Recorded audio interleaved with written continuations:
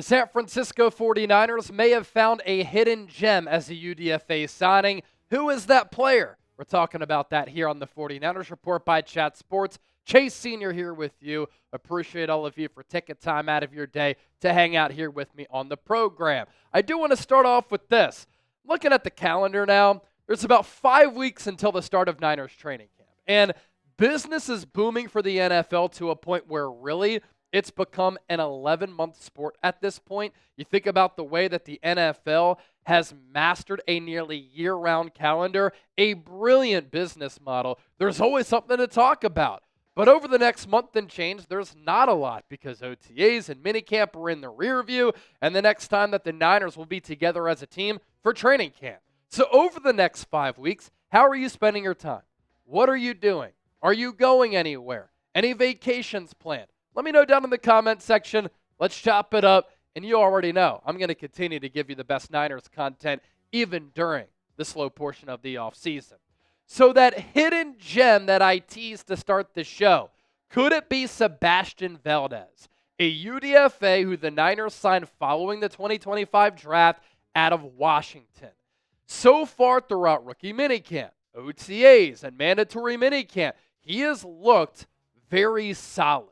And he's a really intriguing prospect and young player for this 49ers organization. He stands 6'3", weighs in at 301 pounds. He played at Montana State. Then he transferred to Washington.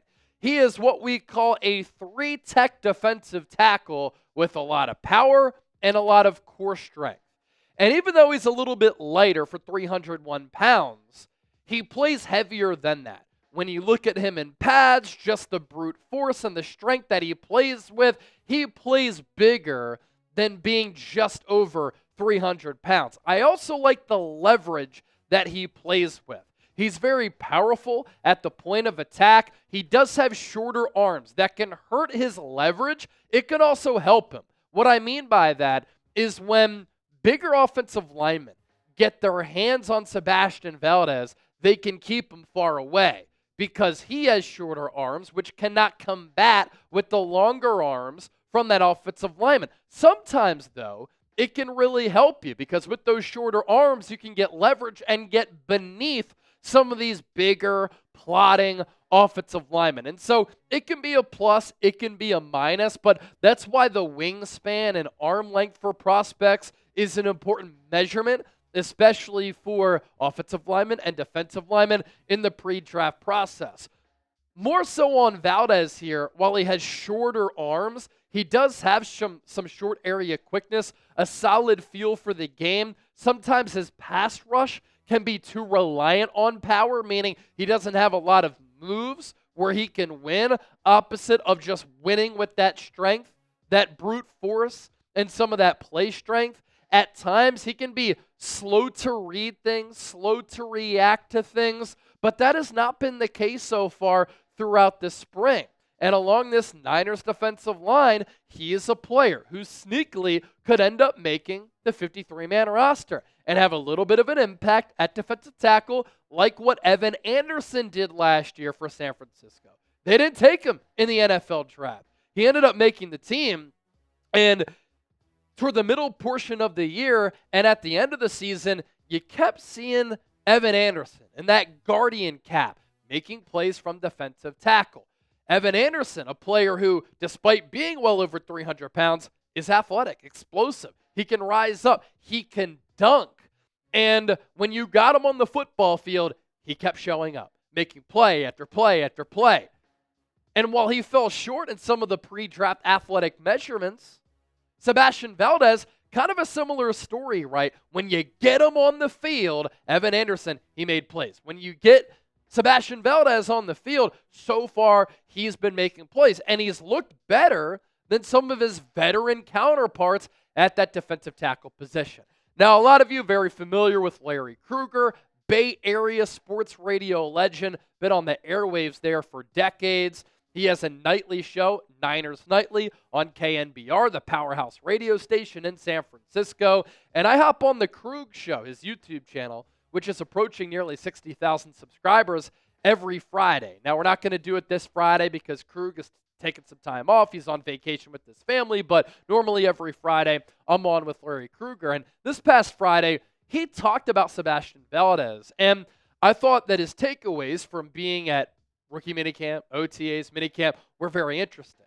Now, obviously, Krug is dynamite on the microphone on the Krug Show on KNBR, but he used to be a professional football scout under Buddy Ryan with the Arizona Cardinals. Prior to that, I believe in the CFL. And so I always trust and am interested in his player evaluations.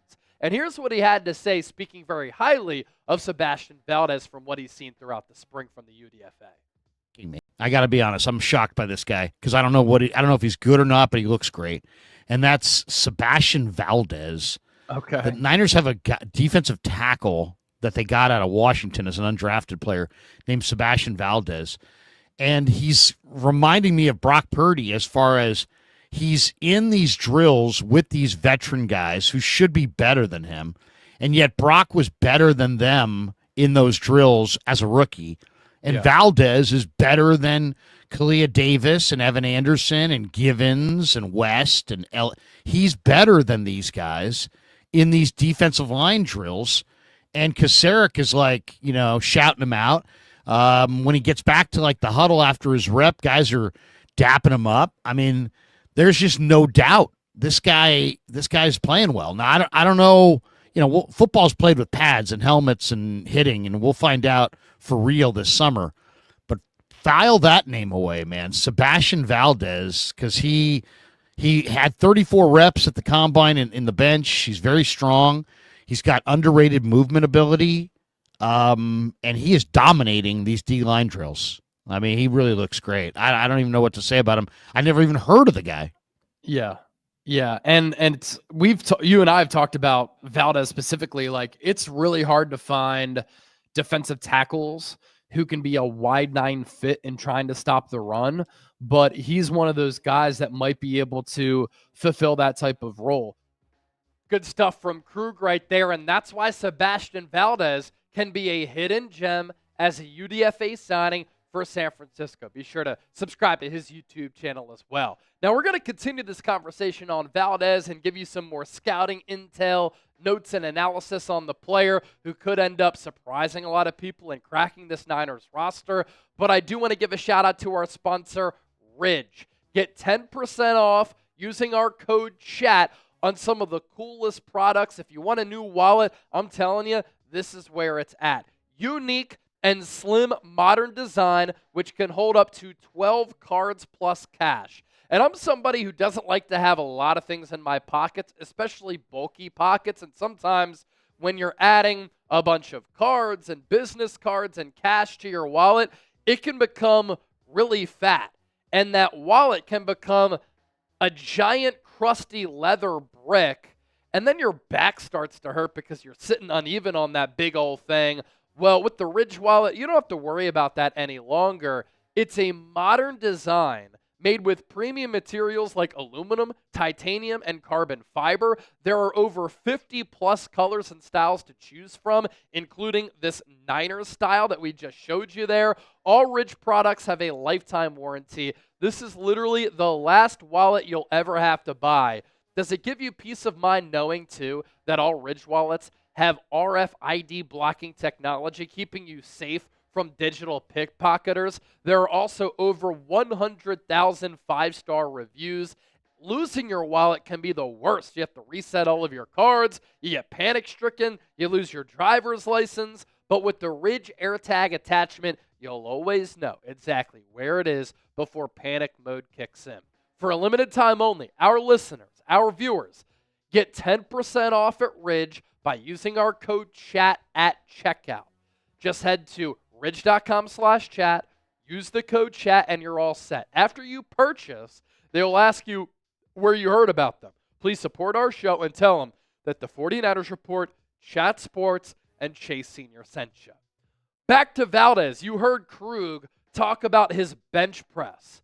34 reps of 225 pounds on the bench. So when you are playing defensive tackle, and you have to engage offensive linemen with this type of movement, what are you using there? Your chest. And when I read the TB12 book a few years ago, Tom Brady talks so much about functional strength. What he means by that is as a quarterback throwing the football, he didn't do any bench presses because when you're playing the quarterback position, you don't need to bench. And so his functional strength was more on his hips, his core, his arm strength, his shoulders, his lower body. He didn't want to mess with the bench press because that could injure his shoulders. And as a quarterback, the only time you're using this type of movement is to get off the ground. So instead of doing a bunch of reps on the bench press, what did Tom Brady do? He would work on things like protection when he fell in order to help him with that. The point here is when you're a defensive tackle, on every single play, this is the type of movement that you're engaging in. And so the bench press of 225 pounds, using powerful hands to disengage from blockers, that's all really important as a defensive tackle. And so Valdez has some of that play strength. He also has some intriguing speed. At over 300 pounds, a 5.02 40-yard dash. So he nearly broke 5 seconds in the 40-yard dash, so he can really move. The downside, those are really short arms. 31.25-inch arms for Sebastian Valdez, one of the reasons why he did not get drafted coming out of Washington. Here's what NFL.com scouting report was on Valdez. 3 technique with impressive power and core strength to play heavier than his measured weight. Valdez made the jump from Montana State to Washington and fit right in as a read and react defender, using his leverage and strength to neutralize the block. He has shorter arms that can limit his success in shedding or playing around blocks in both phases. He needs to play with better first step explosiveness and play recognition at the outset, but his power at the point is worth mentioning. If you have power at the point as a defensive tackle, you can win a lot of your matchups. And you think about what the Niners have done this offseason, right? San Francisco has rebuilt their entire defense this offseason at all 3 levels: defensive line, linebacking core, and in the secondary. And they have put a huge emphasis on stopping the run.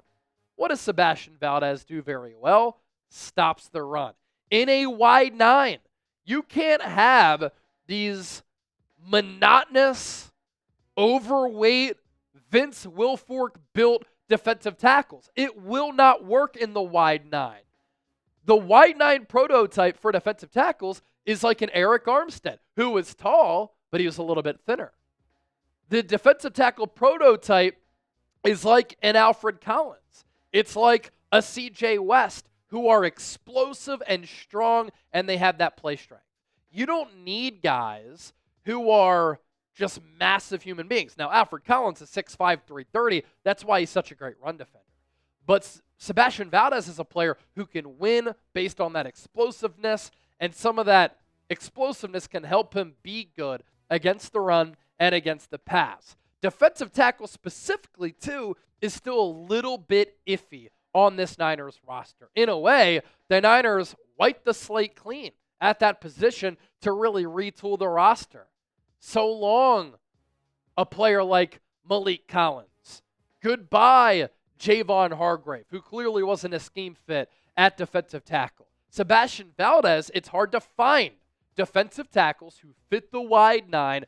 Valdez has that to his game. And you think about the backup defensive tackle outlook right now for the Niners, you have Jordan Elliott, good against the run, but he's just an okay veteran. You have Kevin Givens, he's just an okay player. You have Kalia Davis, might not make the team. You have Evan Anderson, who I really like. Of all those backups, I really like Evan Anderson.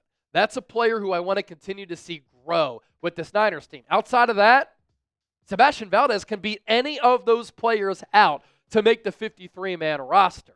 Last year in 2024, for Washington, playing in the Big Ten, very difficult conference, very competitive conference with really good offensive linemen. He logged 49 tackles, 4.5 TFLs, 2 sacks, and 1 pass breakup. This is also pretty intriguing. We know the Niners really value relative athletic scores. Valdez earned a 9.22 on a scale of 0 to 10. That's elite. So 6'3", 301, a little bit undersized, but what's in the green there? 34 reps on the bench of 225, 20-yard split, 10-yard split. That's short area quickness and explosiveness. Really good with the shuttle and the 3-cone and those drills, important for defensive tackles. So I'm looking forward to seeing Valdez on the field when the pads get popping, because that'll be the true test for how good of a player he is and if he has an opportunity to make this team. But he could be a hidden gem for San Francisco as an undrafted free agent. Be sure to give me a follow on X and Instagram at Chase_Senior. I put out so much Niners content, obviously here on YouTube, but also on my personal platform.